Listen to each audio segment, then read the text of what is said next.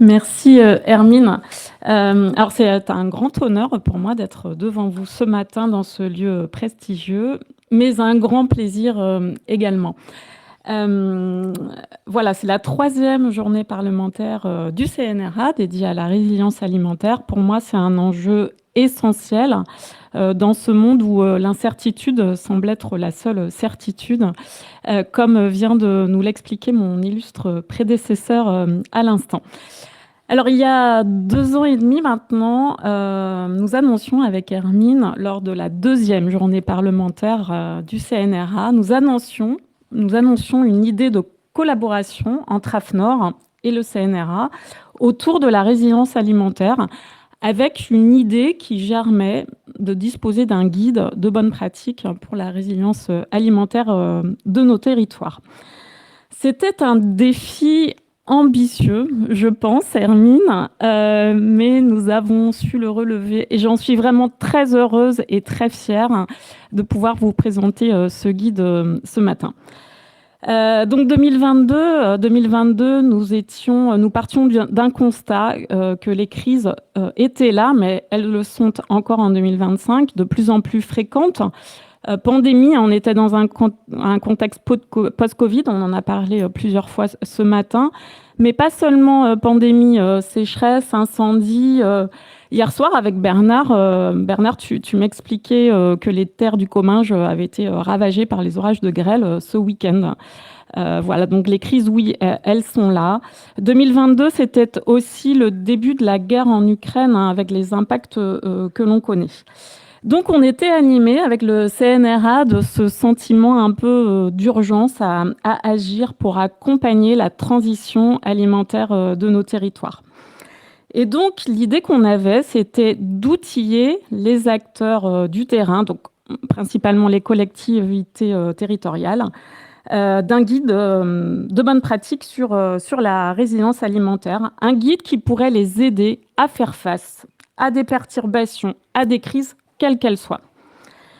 Alors, 2 principes pour ce guide qu'on avait en tête. Premier principe, ce guide, on le voulait concret, opérationnel, pédagogique et en aucun cas contraignant. Voilà. Deuxième principe, ne pas réinventer l'eau chaude, comme disait le sénateur Blunven ce matin.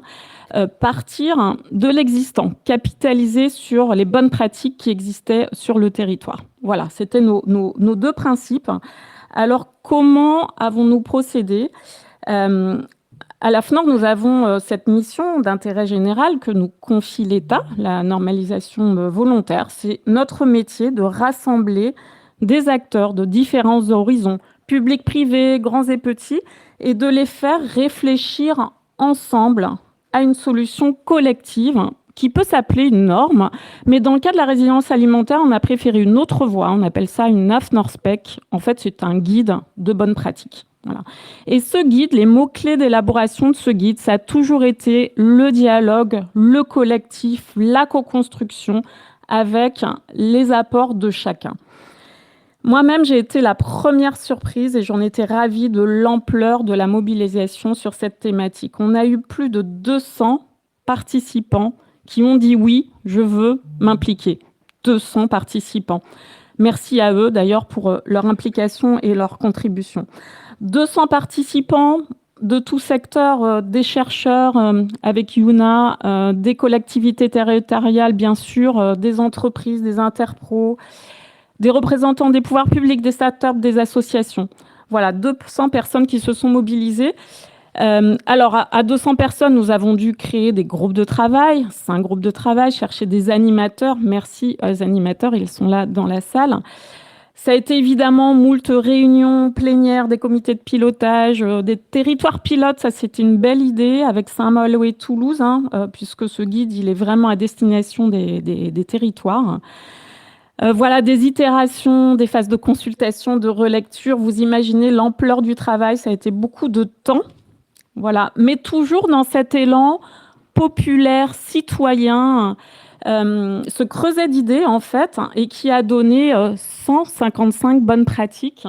155 bonnes pratiques, vous le voyez sur la slide, avec pour chaque bonne pratique, des illustrations avec des exemples concrets validés scientifiquement. Yuna était là pour veiller au grain.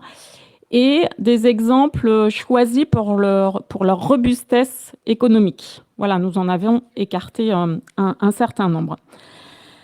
Donc ce guide, on en est vraiment très fiers. L'idée, c'est que chaque territoire puisse puiser des idées qui pourraient leur être utiles dans ce guide.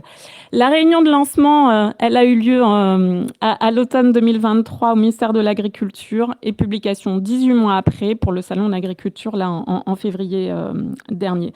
Voilà, donc beaucoup de fierté avec les équipes du CNRA, avec mon équipe à l'AFNOR aussi. Merci beaucoup Marine pour ton application. Elle est là au milieu.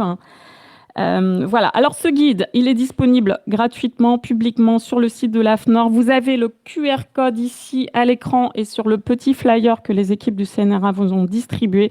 N'hésitez pas à aller le consulter, téléchargez-le, testez-le, challengez-le, diffusez-le. Il est là pour vous, ce guide, et c'est important qu'il serve et qu'il soit utile et qu'il soit inspirant. C'est la volonté de l'AFNOR et du CNRA. Alors, l'aventure ne s'arrête pas là. Nous entamons des discussions au niveau européen, cette fois-ci, stratégique. L'Europe est un peu coincée entre États-Unis, Chine, Russie. Donc, il est important que la France ait son mot à dire.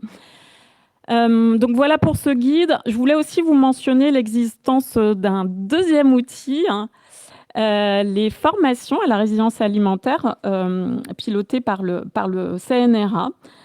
Donc pour ceux d'entre vous dans la salle qui souhaitent vous former à la résilience alimentaire sur votre territoire, ces formations sont là. Je ne vais pas pouvoir rentrer dans le détail du contenu de ces formations, mais vraiment la vraie valeur ajoutée de ces formations, c'est que chaque session est adaptée au contexte spécifique de votre territoire. Et ça, c'est une belle idée, avec une approche originale multi-acteurs et des outils d'intelligence collective. Elle vient d'être déployée en Corse avec la DRAF.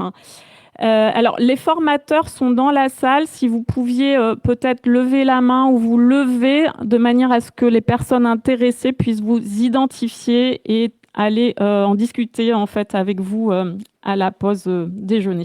Voilà, très bien. Comme ça, je gagne du temps. Voilà. Pour clôturer mon intervention, Hermine, avant de passer à la deuxième table ronde, je voudrais vous citer un proverbe africain que vous connaissez peut-être. Seul, on va plus vite, certes, mais ensemble, on va plus loin. Je vois que certains le connaissent. La résilience alimentaire, ça ne peut pas être une démarche individuelle. Elle a besoin de la force du collectif, du dialogue. Et à l'international, moi-même, j'ai une casquette à l'international, à l'ISO. Je travaille beaucoup avec la Chine, les États-Unis. Je suis convaincue de la valeur du multilatéralisme. C'est des valeurs qui me semblent essentielles en ces temps géopolitiques incertains. Voilà. Je vous remercie de votre attention.